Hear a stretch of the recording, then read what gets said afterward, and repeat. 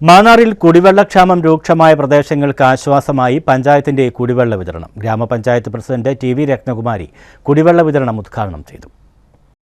മാന്നാറിന്റെ പടിഞ്ഞാറൻ മേഖലകളിലെ 1, 2, 3, 4 വാർഡുകളിൽപ്പെട്ട വള്ളക്കാലി, പാവുക്കര പ്രദേശങ്ങളിൽ കുടിവെള്ളക്ഷാമം രൂക്ഷമായിരിക്കുകയാണ്.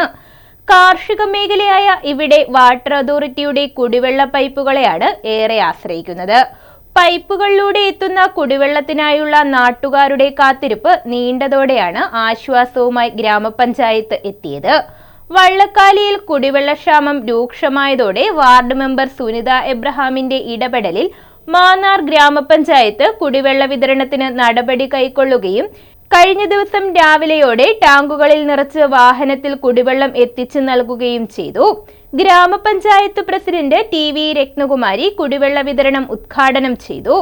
വൈസ് പ്രസിഡന്റ് സെലീന നൌഷാദ്, സ്ഥിരം സമിതി അധ്യക്ഷരായ ശാലിനി രഘുനാഥ്, വി.ആർ. ശിവപ്രസാദ്, ഗ്രാമപഞ്ചായത്ത് അംഗങ്ങളായ സുജാത മനോഹരൻ, സലീം പടിപ്പുരയ്ക്കൽ, സാമൂഹിക പ്രവർത്തകരും പ്രദേശവാസികളുമായ professor P D. Sasidharan, Titus P. Kurian, Shaji Kalappurayil തുടങ്ങിയവർ നേതൃത്വം നൽകി.